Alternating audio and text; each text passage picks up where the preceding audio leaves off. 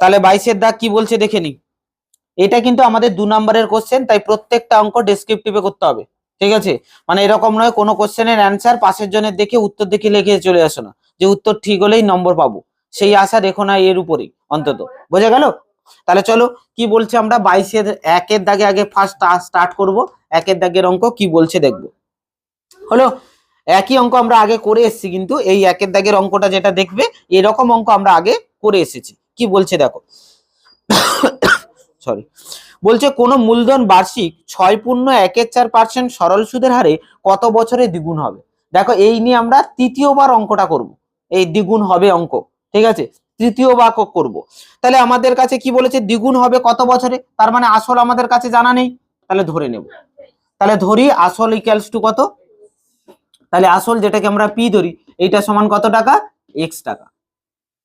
হলো, তাহলে এখান থেকে আমরা কি করব, সুদের হার দেওয়া আছে দেখো, তাহলে সুদের হার লিখে ফেলবো। সুদের হার যেটাকে আমরা আর ধরছি, এটা কত বলা আছে, পূর্ণ ভাঙিয়ে নাও। আচ্ছা যা আছে আগে বইয়েরটা তুলি, 6.14%, সেটাকে আমরা ভাঙালে কত পাচ্ছি, 6 4 24 আর 1 25, তাহলে 25/4, 25/4, ঠিক আছে, এত পার্সেন্ট, 25/4 হলো এত পার্সেন্ট। আর কি আছে এর সঙ্গে সঙ্গে, আর দ্বিগুণ বলেছে, তার মানে এখান থেকে আমরা সুদ ক্যালকুলেট করে নেব।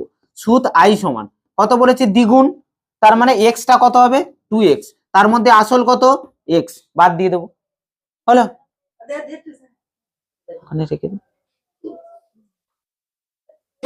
নিচে নিচে নিচে রাখলেই হবে। ও সব ভালো ছেলে পুলে আমার, ঠিক আছে। হ্যাঁ, তাহলে দেখো 2x থেকে x বাদ দিলে কত টাকা, x টাকা, দেখো x টাকা লিখলাম, ক্লিয়ার। তাহলে 2x থেকে x বাদ দিলে কত হলো, x। তাহলে এখানে দেখো আমরা 3টে পেয়ে গেছি, তাহলে কি বের করব, সময়।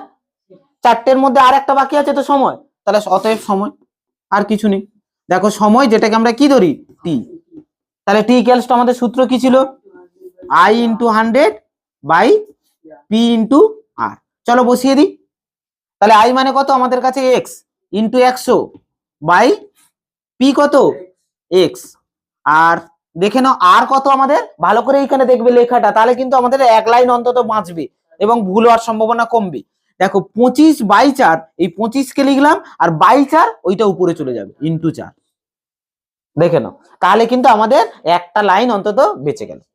বোঝা গেল? এবার কাটাকাটি করবো, অ্যান্সার হয়ে যাবে 25 4 100, আর এক্স এক্স কেটে গেল, তার মানে 4 4 16, তার মানে 16 বছর অ্যান্সার হবে।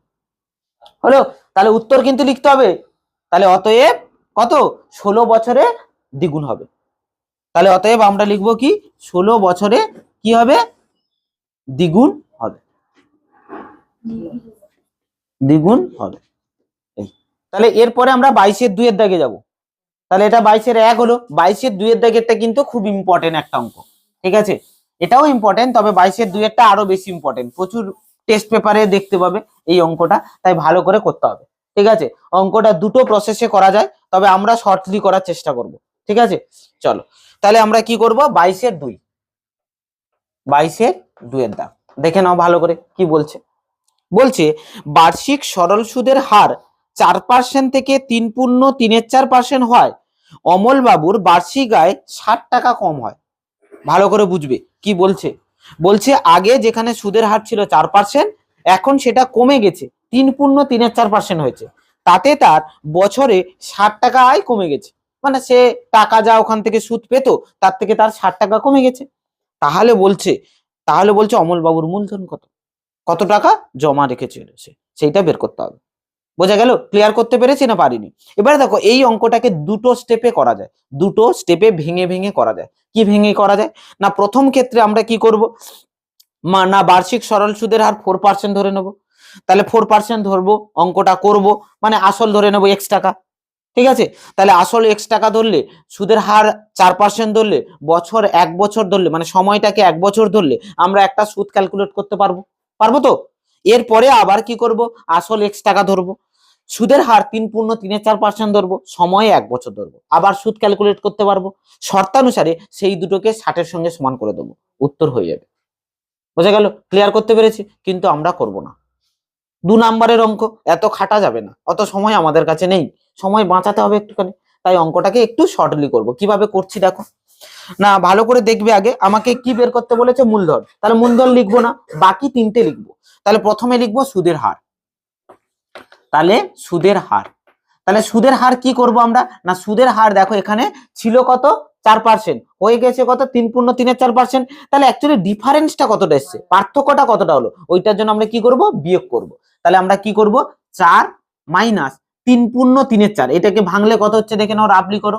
3.3/4, তাহলে 4 3 12 আর 3 15, তাহলে 15/4, তাই তো নাকি? তাহলে 4 মাইনাস 15/4, এইটা পুরোটা পার্সেন্টেজে বসবে।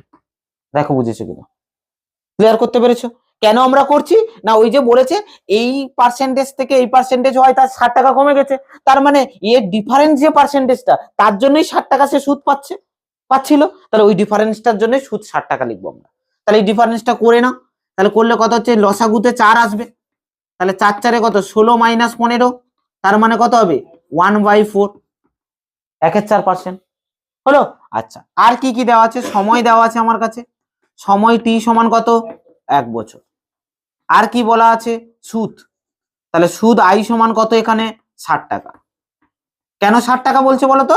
এই ডিফারেন্সটার জন্য 60 টাকা সে সুদ পাচ্ছিল, তার জন্য তো ওইটা কমে যাওয়ার জন্য তার 60 টাকা কমে গেছে। তার মানে 1/4%-এর সুদটা কত? 60 টাকা। এবার আসল বের করবো। তাহলে অতএব আসল দিলে আমাকে দুবার আর করতে হবে না, একবারে অঙ্ক হয়ে যাবে। আসল পি সমান, সূত্র কি ছিল আমাদের? I into 100 by R into T বা টি ইন্টু আর, তাই তো নাকি?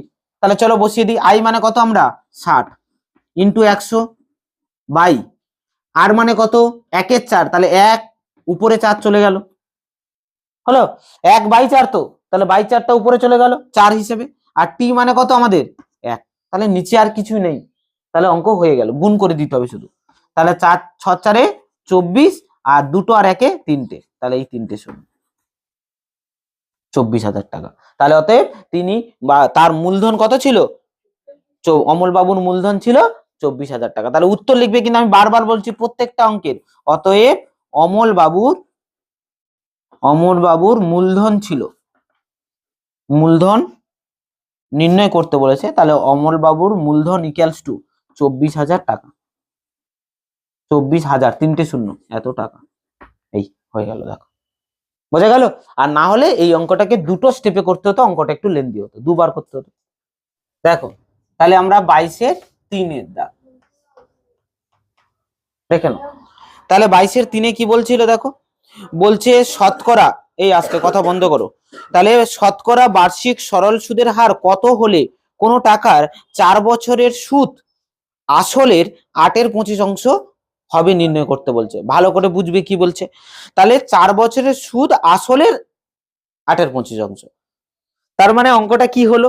তাহলে এখান থেকে আমরা কি করব? প্রথমে ধরতে হবে। তাহলে ধরি, আসল জানি, ধরে নেব। তাহলে আসল পি সমান কত টাকা? x টাকা। আমরা ধরে নিলাম আসল x টাকা।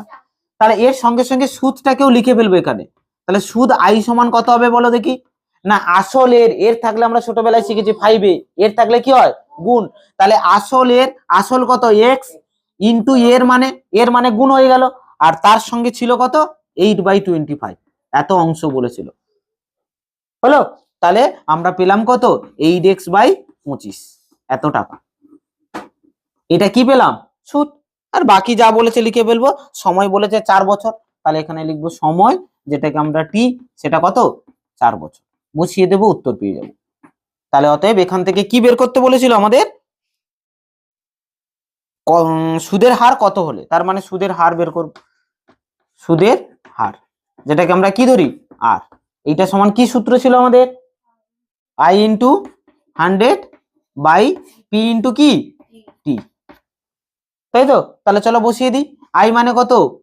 দাগ টেনে নি, বাই আছে। তাহলে আই মানে 8x/25, 8x নিচে 25 নিয়ে নিলাম, হলো। আচ্ছা, ইন্টু 100, তাহলে ইন্টু 100 বসিয়ে দিলাম। নিচে কত? পি মানে কত? x, তাহলে x বসালাম। ইন্টু টি মানে কত?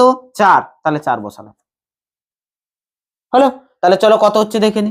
তাহলে x কেটে দাও, 25 4 100, 4 4 কেটে গেল, তাহলে কত এলো?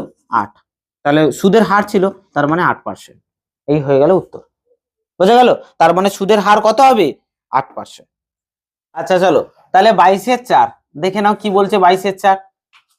দেখো 22/4টা কিন্তু একটা ইম্পর্টেন্ট অঙ্ক। তে 3-এর দাগের থেকে 4-এর দাগের অঙ্কটা কেন ইম্পর্টেন্ট বলছি, অঙ্কটা পড়লে বুঝতে পারবে একটুখানি জায়গায় আলাদা আছে, ভাষাগত সামান্যতম পার্থক্য আছে, যার ফলে 3-এর থেকে 4-এর অঙ্কটা একটু আলাদা। বোঝা গেল কি আলাদা আছে, যেটা বেশিরভাগ স্টুডেন্টরাই ভুল করে বুঝতে। তাই জন্যই কিন্তু 4-এর দাগের অঙ্কটা তোমাদেরকে বারবার পড়ে করতে বলছিলাম। কি বলছে দেখো, বলছে শতকরা বার্ষিক সরল সুদের হার কত হলে কোনো টাকার 10 বছরের সুদ আসলের 2/5 হবে। ভালো করে বুঝবি, সুদ আসল মিলে যেটা, তার 2/5 হচ্ছে কি সুদ। তাই দুটো অঙ্ক কিন্তু আলাদা। দেখো অঙ্ক দুটোকে মিলিয়ে যাও, পুরো প্রায় সেন্টেন্স কিন্তু সেম।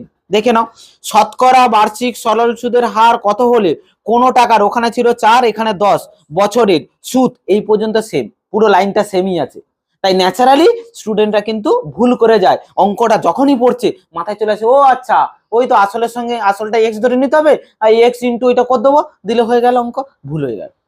তাই এইখানেই ভাষাটা আলাদা করে দিয়েছে। দেখো বলছে বছরের সুদ, ওটা ছিল আসলের এত অংশ, আর এটা বলছে সুদ আসলের এত অংশ। ভালো করে বুঝবে। তাই এখানে ভালো করে দেখো, আগে আমরা আসলের 8/25 ছিল, তাই আসলটাকে এক্স ধরেছিলাম। এবারে দেখো সুদ আসলটা আসলের 2/5 বলছে, তাই সুদ আসলকে এক্স ধরবো এখন। বোঝা গেল? যদি আসলকে এক্স ধরো তাহলে অঙ্ক আজকের হবে কিনা জানি না, তবে কিছুদিন বাদে হতে পারে, আমি জানি না। ঠিক আছে, তাহলে ওই জন্য আমরা কি লিখবো, ধরি এখানে লিখবো সুদ আসল, যেটাকে বলছে সুদ আসল, সুদ প্লাস ও আসল কেউ লিখতে পারো, আর সুদ হাইফেন দিয়ে আসল লিখতে পারো। সুদ আসল সমান আমরা ধরে নেব এক্স টাকা। হলো? তাহলে এখান থেকে সুদ কত হবে বলো দেখি কই, সুদ সমান কত হবে? হ্যাঁ, কেন? সুদ আসলের 2/5 ছিল সুদ, তাহলে সুদ আসলের এক্স এর মানে কি গুণ 2/5 ইন্টু 2/5, তার মানে কত হচ্ছে 2x/5 টাকা। এটাই হচ্ছে কে সুদ। তাহলে দেখো সুদ আসল মিলে এক্স, আর সুদ কত 2x/5, তাহলে আসল কত? তাহলে অতএব আসল কত হবে না, সুদ আসল মিলে যেটা এক্স, তার থেকে সুদটাকে বাদ দিতে হবে, 2x/5 এত টাকা। হলো? লসাগু করে দাও, নিচে 5 আসবে, উপরে আসবে 5x - 2x, তার মানে কত হবে 3x/5 টাকা। দেখে না, ক্লিয়ার করতে পেরেছি? তাহলে এই অঙ্কটার এইখানটাই হচ্ছে কি সমাপ্তি হয়ে যাবে ঘোষণা, অর্থাৎ এই পর্যন্ত যদি কেউ করে ফেলতে পারে আর কিচ্ছু নেই। এবারে সময় দেওয়া আছে 10 বছর, তাহলে এখানে লিখবো সময় টি সমান কত 10 বছর, লিখে দিলাম। আর কি দেওয়া আছে বলো, আর কি বলা আছে আমার কাছে, এ পুচকে গুলো বলো আর কি? হ্যাঁ, আর তো কিছু নেই, সুদ আসল আর সময় পেয়ে গেছি, তাহলে এবার বসিয়ে দেবো। তাহলে অতএব সুদের হার, তাহলে সুদের হার যেটাকে আমরা আর ধরছি, তাহলে আর ইকুয়ালস টু কি সূত্র ছিল আমাদের বলো, আই ইন্টু 100/pt, তাই তো? চলো বসিয়ে দিই। তাহলে আই মানে কত আমাদের কাছে, সুদ 2x/5, তাহলে উপরে 2x নিচে 5, হলো? ইন্টু 100 ছিল, তাহলে উপরে ইন্টু 100 করে দিলাম। আচ্ছা নিচে পি সমান কত ছিল, পি মানে আসল 3x/5, তাহলে ইন্টু 3x, আর বাই 5 চলে যাবে কোথায় উপরে, তাহলে ইন্টু 5 করে দিলাম। হলো? আচ্ছা আর কি ছিল, টি মানে কত 10, তাহলে ইন্টু 10। দেখে নাও, দেখো বুঝেছো কিনা নিশিতা বাবা, বুঝেছো? বলো কোনো প্রবলেম বুঝতে? তাহলে চলো কাটাকাটি করি, সুবিধা কাটাকাটি, 5 5 কেটে গেল। আচ্ছা x কেটে গেল। আচ্ছা 2 5 10 করলাম, ও 0 0 কেটে দিলে সুবিধা হতো না। আচ্ছা যাই হোক, কেটে যখন দিয়েছি আর কি করা যাবে, তাহলে 5 2 10 0, তাই তো? আর কিছু নেই তো? তার মানে আমরা পেলাম কত 20/3, পূর্ণ ভাঙিয়ে দাও, 3 6 18, 2/3, তাহলে 6 পূর্ণ 2/3% হলো সুদের হার। এটাই হবে উত্তর। 5-এর দাগে বলছি, বাস 22/5, তাহলে বার্ষিক 5% সরল সুদের হারে কত টাকার মাসিক সুদ 1 টাকা হবে। এ আর কি থাকলো, এ তো আমরা একদম প্রথমের দিকের অঙ্কতে চলে গেছি, মনে হচ্ছে যেন লাস্ট অঙ্কতে এসে সেই বাচ্চা অঙ্ক হয়ে গেছে সেরকম। তাহলে কি বলছে, বার্ষিক 5%, তার মানে সুদের হার আমি পেয়ে গেছি। তাহলে সুদের হার আর সমান কত 5%, এটা পেয়ে গেছি। আচ্ছা, এবারে কি বলছে মাসিক সুদ, তার মানে সময় পেয়ে গেছি আমার, দেখো সময় টি সমান কত, 1 মাস। মাসিক সুদ মানে কত, 1 মাস তো, তাহলে একে বছরে নিতে হবে তো, তাহলে কত হবে 1/12 বছর, তাই তো নাকি? আর কি বলেছে, সুদ যেটা পেয়েছে বলছে, সুদ যেটাকে আমরা আই ধরি, এটা কত, 1 টাকা। এই তাহলে এটা বসিয়ে দিলে উত্তর হয়ে যাবে। তাহলে আমাকে কি বলতে বের করতে বলেছিল, কত টাকার মানে আসল, তাহলে অতএব আসল। তাহলে আসল পি সমান কি ছিল আমাদের সূত্র, বলো, আই ইন্টু 100 বাই, বলো, টি ইন্টু আর, তাই তো? চলো বসিয়ে দিই, উত্তর হয়ে যাবে। আই মানে কত, বলো, আই মানে 1 ইন্টু 100, আচ্ছা, বাই টি মানে কত, 1/12, তাহলে 1 আর 12 উপরে চলে যাবে, তাই তো নাকি? আর টি মানে আর মানে কত, আর মানে 5, তাহলে ইন্টু 5, দেখে নাও। ঠিক আছে, তাহলে চলো কাটাকাটি করে দিই, 5 2 10 শূন্য, তাহলে 12 2 24 আর শূন্য, তার মানে 240 টাকা। এই হয়ে গেল উত্তর। তার মানে মূলধন ছিল কত টাকা, 240 টাকা। বোঝা গেল? ক্লিয়ার? তাহলে আমাদের কোষে দেখি 2 কমপ্লিট হলো।